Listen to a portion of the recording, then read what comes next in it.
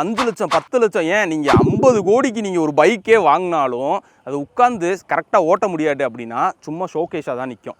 அப்புறம் இந்த 2 லட்ச ரூபா வண்டியை பொறுத்த வரைக்கும் பார்த்தீங்கன்னா அவங்களே சொல்லிட்டாங்க ரொம்ப கம்மிட்டடான பொசிஷன் தான், ரைடர் ட்ரையாங்கிள்லாம் ரொம்ப ஷார்ப்பாக இருக்கும், அதாவது செஸ்ட் ஒய்டான ஒரு ஹேண்டில் பாஸ் கொடுத்துருக்கனால நீங்கள் உட்காந்துருக்க பொசிஷனே உங்களுக்கு டிஃப்ரெண்ட்டாக இருக்கும். இதே நம்ம NS200 பொறுத்த வரைக்கும் பார்த்தீங்கன்னா பசங்களுக்கு பிடிச்சதே அந்த பொசிஷன் தான்.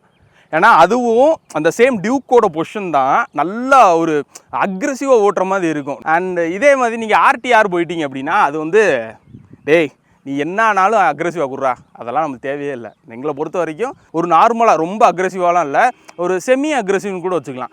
ஒரு டீசெண்டான ஒரு பொசிஷனு, நல்ல ஒரு ஹேண்ட் ரீச்சு. இது எதுலேயுமே நான் ஹேண்ட் ரீச்சோ இல்லாட்டினா பாடி பெயின் வருது இது எதுவுமே சொல்ல மாட்டேன். ஏன்னா எல்லாமே நேக்கட்ஸ் போட்டு உட்காந்து ஓட்டுறது கம்ஃபர்டபுள்.